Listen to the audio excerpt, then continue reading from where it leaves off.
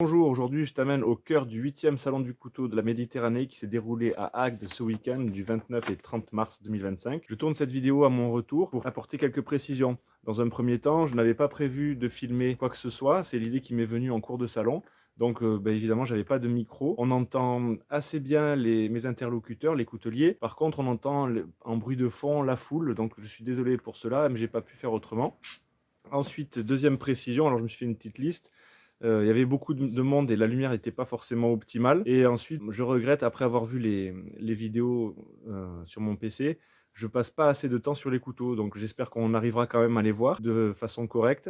Le but, c'était de mettre en lumière le travail des artisans couteliers. Par cette vidéo, je tiens à rendre un hommage, d'une part, à tous ces artisans, ces couteliers qui essayent de vivre difficilement parfois de leur passion.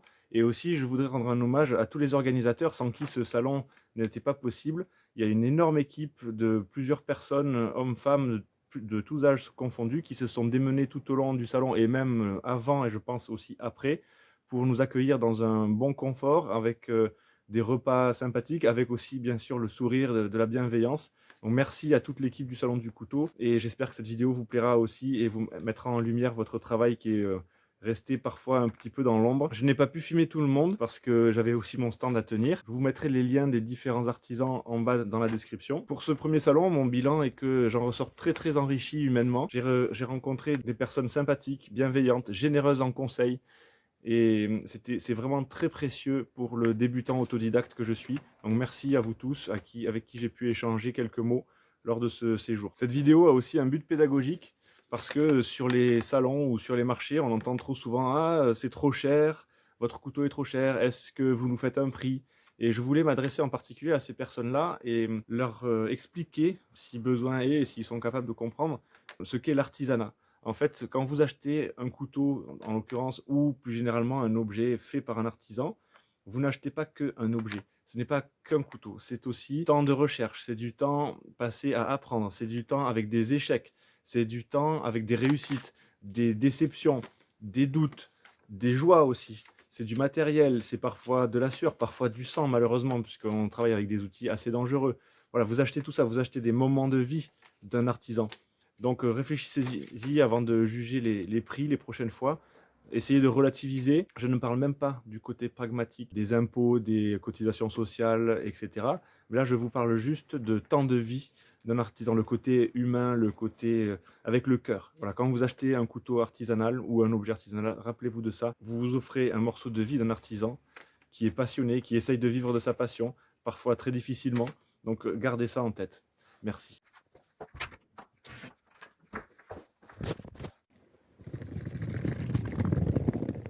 Deuxième jour de salon, le premier de ma vie, 100% coutellerie. La première journée s'est super bien passée, j'ai rencontré des gens dont j'admire le travail. J'ai découvert aussi d'autres personnes qui font des couteaux sublimes. Certains sont ultra techniques, d'autres très dessinés, très recherchés. Enfin, il y a vraiment de tout. Du travail sur le bois, sur des collages, du travail technique avec des machines dont j'ignorais l'existence jusque-là. Donc je vais essayer de filmer un petit peu ça, s'ils sont d'accord, afin de mettre en lumière un peu ces artisans hors du commun, parce qu'il y a vraiment des gens qui sont très impressionnants. Voilà, je suis pour l'instant tout petit, mais tout ça, ça m'inspire. Allez, on va voir dans quelques instants. Voilà le cadre, on est au Moulin des Évêques, à Agde. Et à côté on a l'Hérault, alors je ne sais pas si vous entendez bien parce que c'est le fleuve est bruyant, il y a une petite chute d'eau. Et on va y aller, on va découvrir le salon. J'en profite là pour avoir une pensée reconnaissante pour Philippe Barrault et toute son équipe qui nous ont super bien accueillis. Voilà, les repas étaient bons, petit café, petit apéritif. Le soir, dégustation d'huîtres, c'était vraiment, l'organisation est super carrée, ils sont vraiment sympas. Voilà, merci à tout le monde. Si vous voyez cette vidéo, merci beaucoup. Donc ça c'est le matin, il n'y a encore pas grand monde. Les couteliers ont rangé pour la plupart leurs tables. Et je vais m'installer à la mienne. Voilà, c'est assez grand, il y a 50 exposants. Allez, on remet en place. Tadam!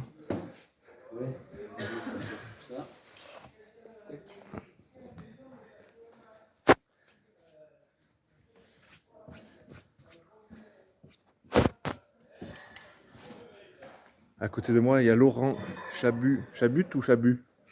Chabut, qui est créateur du couteau Le Tarn. On lui parlera tout à l'heure. Allez, on va passer sur la table de Philippe Jourdan, qui est à Alba dans le 07, c'est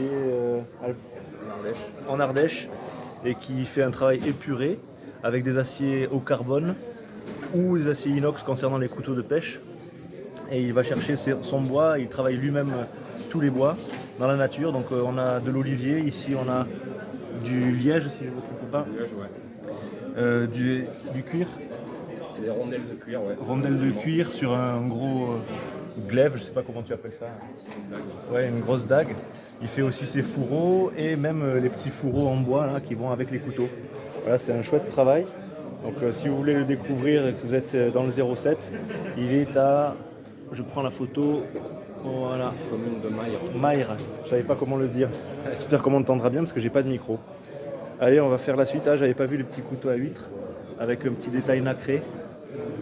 Voilà, très très chouette travail. Là, je vous montre le travail d'un jeune exposant qui fait des couteaux pliants en inox, des petits necks, couteaux de cuisine. Et sa démarche, c'est au départ, il utilisait un peu tous les bois et maintenant il utilise des bois qu'il trouve chez lui, comme du noyer, du chêne, du buis, du genévrier. Donc si vous voulez le voir, c'est Calmé Création, comme par hasard. Il a une chaîne YouTube, il paraît.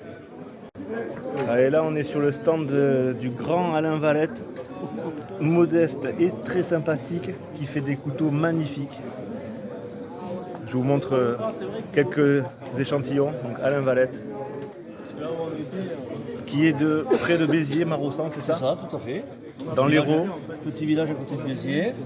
Et qui nous fait des couteaux sublimes avec des mécaniques hors du commun, comme cette petite manivelle, si tu veux montrer. Voilà, c'est le principe Archimède. Principe Archimède, on positionne la manivelle à cet endroit-là et avec la manivelle, le couteau s'ouvre et se ferme automatiquement. C'est magique. Et tu disais, ce couteau, combien d'heures?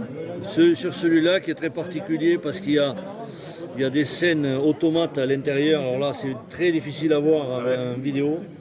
Très difficile à voir. Il y a une scène vidéo, une scène animée. Il y a un automate animé. Oh là là là là.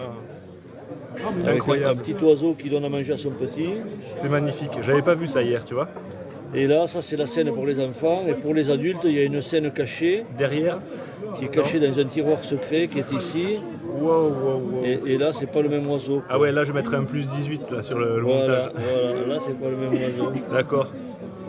Voilà, c'est un couteau entièrement fait à la main, 500 heures à peu près de travail. J'en fais une par an, des fois deux. Oui, un petit peu. Une à deux par an, pas au-delà, parce que c'est très très long à faire.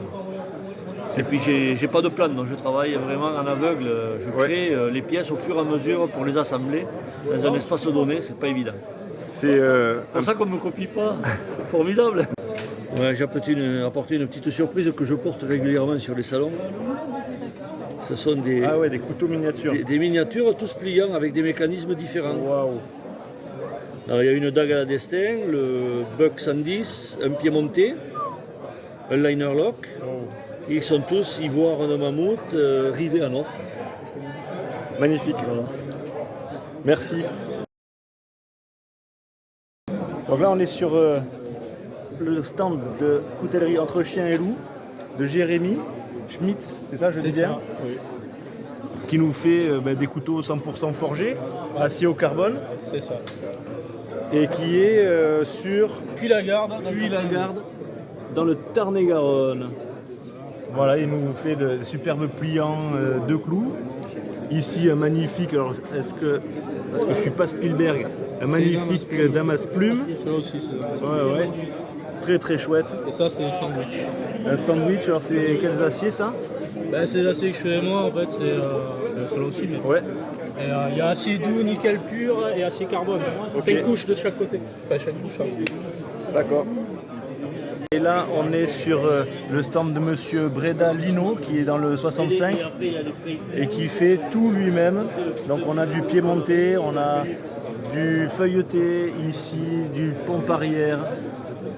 Et on va passer sur du damas magnifique. Alors avec les reflets, voilà. Très très beau travail. Si vous voulez aller le voir, donc c'est couteau coupant, c'est ça? Ouais. Voilà, je mets la carte sur la vidéo, comme ça vous pourrez aller jeter un œil.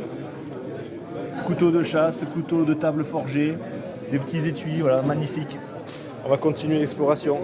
Et là, on est toujours au salon, sur le stand de Vincent Lascour, qui vient de Corse et qui nous fait de l'archéologie expérimentale, si je ne me suis pas trompé dans le terme, avec des silex, de l'obsidienne, et il propose donc divers objets coupants qui ont été utilisés il y a des millions d'années, je suppose. Milliers, ouais. Millions, ça fait beaucoup, c'est vrai. Donc voilà Vincent dans son travail. Et il fait des démonstrations aussi. Combien de temps est-ce que ça te prend pour faire un couteau ou un silex?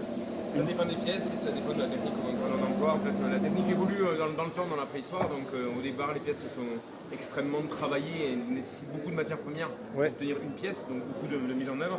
Et ensuite, la technique que je suis en train de préparer là ici, c'est un système qui permet de découper ce qu'on appelle des lames. Des lames de silex qui sont découpées à l'intérieur du bloc. Ok. Et qui là permettent d'être beaucoup plus productifs. D'accord. Et qu'est-ce qui t'a donné cette envie de faire ça?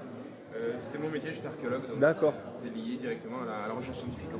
Merci beaucoup. Bon salon. Merci. Allez, je repasse un peu pour le plaisir.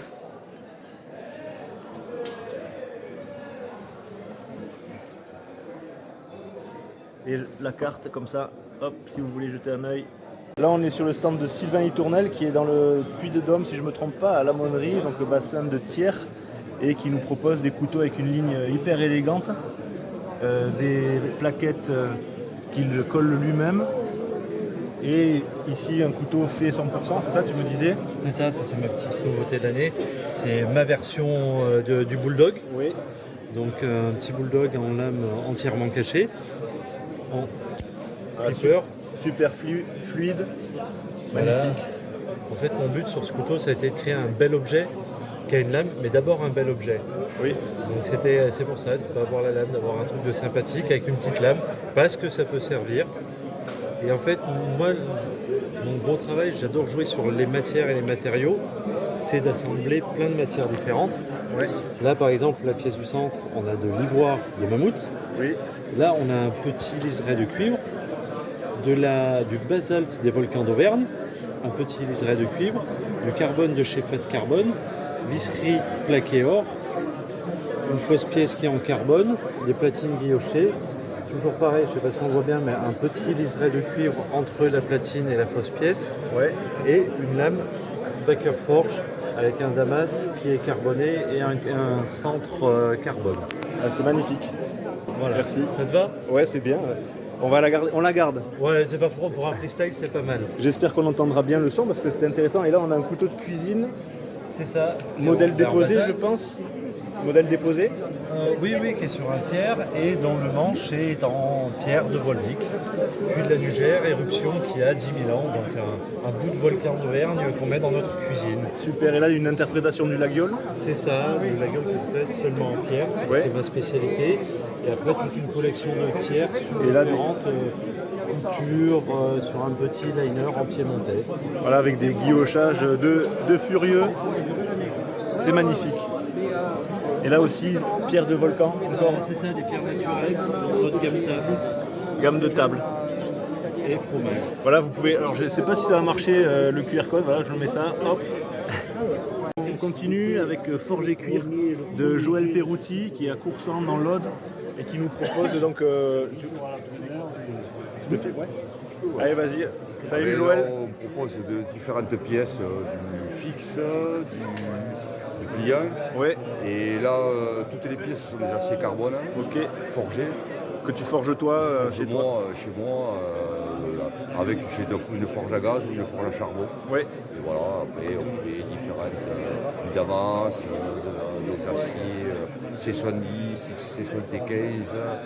Et au niveau des matériaux pour le manche, c'est des... Alors après, on peut partir soit sur des bois que je stabilise moi-même, Ouais, soit sur des bois achetés, ou après sur du bois de serre ou autre. Et pour la finition, je fais un petit étui qui va bien avec. ok, on va montrer tout ça. Voilà, un cuir, un talet végétal pour un hydromoulé de façon à ce que le couteau ait une bonne tenue Ouais, une fois qu'il était inséré dans son pyjama. super. On va regarder ça alors. Du coup, ça c'était couteau chasse plutôt. Voilà, chasse polyvalent. Ouais. Après, il y a de l'outdoor, déjà là avec Des jolis polis, poli, ouais, on essaie de faire du poli le plus fini possible. jolis feuilletés. Ouais, avec alors là c'est des heures d'huile de coude. Ouais. Et puis on finit sur frotte, elle frotte cisale et frotte coton pour les finitions. Ok. Voilà. Et ben merci. Ah ben avec plaisir. En fait, avec Joël, on a sympathisé et moi je suis juste là. Là, on voit ma gueule, voilà. Et voilà, c'est un bon salon, donc vite fait, je montre là, on va continuer à faire le tour.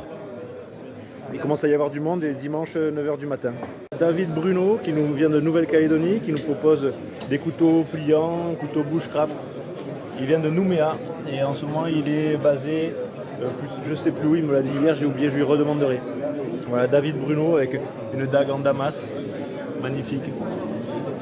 On passe sur le stand de Laurent Chabut qui vient du Tarn. Voilà, bonjour Laurent. Et bonjour. Tu parles-nous de tes couteaux, on les montrera après. Ou tu peux en Moi, montrer. moi, il s'agit d'une reconversion en fait. Ouais. À l'âge de 55 ans, je suis allé me former à Thiers, au CFA, avec les petits jeunes. Et j'ai appris à faire des couteaux là-bas. Et j'ai voulu créer un couteau régional que j'ai baptisé le Tarn. Voilà. Parce que tu viens. J'ai l'atelier à la maison, au cœur du département du Tarn. Je viens du département du Tarn moi aussi, j'ai soumis à Albi. Voilà, donc j'ai fait un couteau régional. J'ai commencé par un pliant, un cran forcé, Ouais, avec des déclinaisons bois régionaux, bois exotiques, des finitions un peu différentes, comme celui-ci. Ouais. C'est de la soie naturelle, teinte au bleu de pastel. Voilà, le pastel qui est le colorant local. Voilà, qui a fait la fortune de la région de l'Est toulousain et du Tarn au Moyen-Âge. C'est inclus dans de la résine. Voilà, et il y a des bois aussi ici dû être échauffés. Être échauffé. Amourette, si je ne me trompe pas. Amourette, Boulot, boulot, madré. du cad, loupe de cad. Là, c'est du tuya. Ah, tuya. Ah, je me suis tuya. trompé hier déjà, je me retrompe aujourd'hui. Le cad, il est là, c'est ça? Ça, c'est de l'if Même moucheté. pas. Le cad, il est là. Zéro pour calmer. Le cad, c'est vraiment un bois odorant avec Ouais. des senteurs d'épices. Et là, Là, on a des finitions un peu plus sophistiquées avec de l'ivoire de phacochère, du damas titane, c'est ça? du damas, c'est du suminagashi, c'est de l'acier multicouche japonais en fait. Et pour la mitre? Là, on est sur du mokume, cuivre et laiton, Mukume. visserie plaqué or. Ah, je remonte. Suminagashi, j'ai jamais su le dire. Suminagashi, 67 couches en inox qualité alimentaire, l'acier japonais haut de gamme par excellence, quoi. Voilà, et Laurent fait aussi des couteaux de table. Couteau de table. Alors si j'ai bien retenu la leçon, ces étuis sont fabriqués à côté de chez lui. Oui, Je laisse parler. le tanneur ou le mégissier est à côté de chez moi, à Grouillé, le maroquinier est à Lavore. Tout est fait en local. Voilà, super. Et aussi on peut commander juste 2 petits couteaux, tout mignons, en soie, celui-là si je ne me trompe pas, le manche en soie résine. Non, là c'est du Peterstone, Ah non, ouais, j'ai pas mais bien vu. on peut me commander un duo de noyer, un duo de cad, un duo de ce qu'on veut, quoi. Voilà, c'est sur commande. Et je vais, voilà, sur ta carte, on va finir là-dessus. Hop. Voilà, si vous voulez aller jeter un œil, Laurent Chabut, artisan coutelier, le Tarn. Sur le stand de Benjamin Wagweinman, qui est mon voisin de table, et qui est, alors, l'erreur, il y a une erreur sur l'étiquette, il est maintenant dans le 13, et il nous propose des couteaux. Ben, je ne vais pas trop en parler, c'est lui qui va nous en parler. Je vous montre vite fait ce qu'il fait. Voilà, des couteaux pompe arrière, couteaux de chasse. Ouais, je fais un peu de tout. Voilà, donc je te laisse nous en parler. J'ai une production qui est assez éclectique. C'est-à-dire que je fais ce que j'aime. Je fais des pliants qui sont plutôt axés utilitaires, axés EDC. Donc, Tu veux nous parler de celui-là? Là, on est sur un petit couteau à pompe, Oui. pompe arrière, avec une trempe sélective, une mécanique carbone et monté sur roulement à billes à l'intérieur. Donc, ce qui fait que c'est des modèles qui sont Assez fluide. très fluides. Ouais, On il peut s'ouvre manipuler bien. à une main. C'était un petit peu l'idée de ce genre de pièce. Voilà, et tu forges toi-même le feuilleté. C'est une trempe sélective. Trempe sélective. Voilà, ok. je fais pas d'assemblage d'acier, je travaille des aciers homogènes et je fais trempe sélective, ce qu'on appelle du Hamon Ouais. chez les Japonais. Après, Si tu veux nous montrer une autre pièce qui te tient à cœur. moi ce que je Elles te tiennent tous moi, à cœur. voilà, ce que j'aime faire après, c'est vraiment ce genre de pièces-là, Ouais. c'est des grands formats. Alors là, je sais pas si je peux le prendre. Ouais, vas-y, je t'en prie. Je te laisse le téléphone. Je te laisse merci. Regardez la taille de l'engin. Alors je parle pas de moi, je parle du couteau. On est sur un wakizashi du coup. Voilà, wakizashi, carbone. En râpe de maréchalerie celui-là, une ancienne râpe avec démontable, donc des parties en cuivre, du peuplier gainé de fil de lin, le rivet sort, c'est signé à l'intérieur, il a son étui avec, en bois. Oui.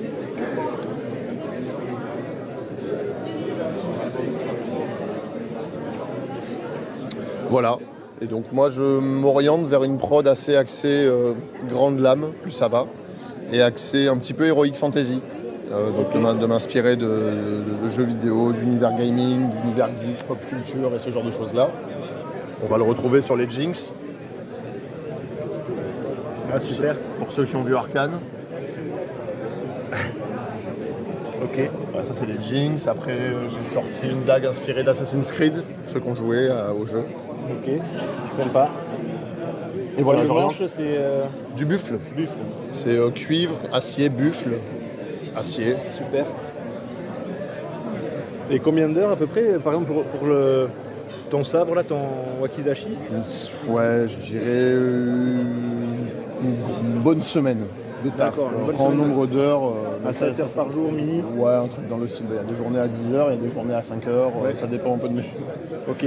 Je suis pas très régulier dans mes allées et venues à l'atelier. J'ai pas d'horaire fixe. Mais globalement, ouais, une semaine de boulot pour le wakizashi et son feuillet. Et ça c'est important justement de parler du temps de travail parce que sur ce salon il y a des gens, des connaisseurs, mais il y a aussi des gens qui sont surpris des prix qui qualifient d'élevés et en fait ils réalisent pas forcément que derrière en fait ils achètent pas juste un objet, ils achètent du temps de travail, de la recherche, des matériaux évidemment, mais surtout du temps de vie d'un artisan quoi. Ça, je suis d'accord avec toi. Et donc une semaine pour un couteau qui certes est affiché, je sais pas si on me dit le prix ou pas. Bah là, c'est l'ensemble qui est à 1350. L'ensemble. Le couteau, enfin le wakizashi seul est à 900 €. Voilà, mais c'est pas déconnant. C'est une grosse semaine de taf. Voilà. Et je fais pas ce qui est sûr, c'est que je fais pas des semaines à 35 heures. Ouais. Ça, c'est sûr et certain. Et en plus c'est pas du TTC quoi, c'est hors taxe. Oui, ça, c'est-à-dire que parce c'est hors taxe. derrière, Après, il y a les frais, il y a plein de Exactement. choses qui vont rentrer en ligne de compte. Mais c'est valable pour tous les couteliers qu'il y a ici. C'est-à-dire qu'un couteau, même que quelqu'un met une journée à faire, c'est très compliqué pour un artisan. Si vous regardez n'importe quel secteur d'artisanat, ça n'existe pas un artisan qui bosse à 200 balles la journée. Prenez un élagueur qui vient chez vous, 200 balles la journée, franchement, présentez-le moi. Je le prends, l'élagueur. En général, c'est 200 balles les 2 heures ou 200 balles les 4 heures. Et voilà.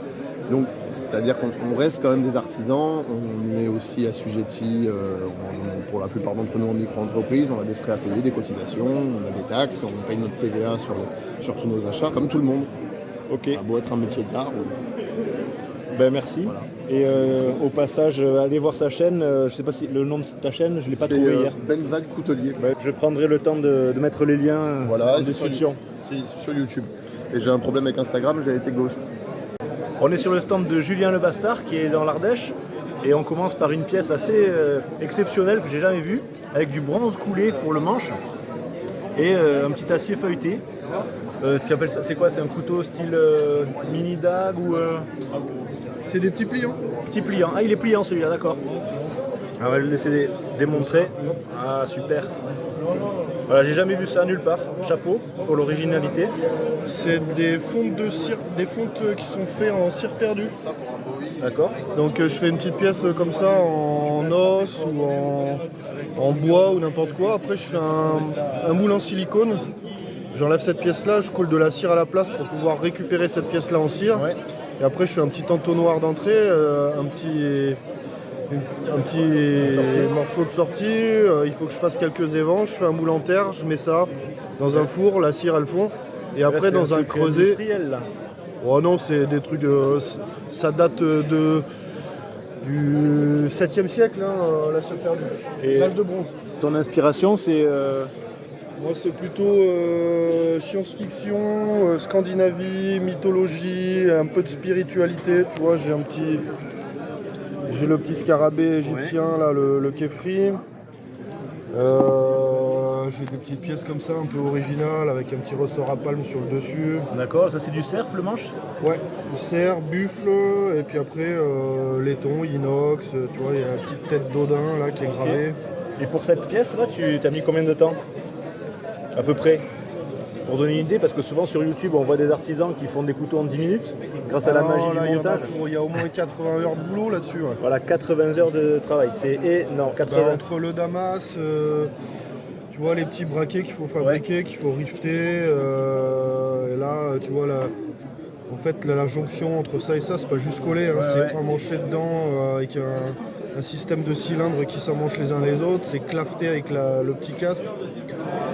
Pour ajuster, c'est quand même super long. Donc 80 heures de travail. Ouais, puis là-dessus, je suis à 100, 150 sur chaque pièce. Et là, 150 par pièce. C'est énorme. Parce que tu vois, quand ça sort de fonderie, c'est comme ça. J'ai eu des petits problèmes, tu vois, il manque le bout des becs. Donc c'est pour montrer les échecs. Oui. Voilà, je montre ça aussi, c'est important. Vous pouvez le suivre sur les réseaux. Voilà, puis après, il y a des petites pièces un petit peu sympas comme ça aussi, tu vois, avec un petit serpent guilloché qui se balade un petit peu. Je veux lui donner un petit peu du mouvement. Magnifique. Tous les intérieurs sont travaillés aussi. Alors je sais pas si on le voit. Superbe. Je lui ai forgé une petite... Dans les moindres détails. Ouais, c'est l'idée, ouais. Du détail, du détail, du détail. Ben merci. Je t'en prie. Bravo.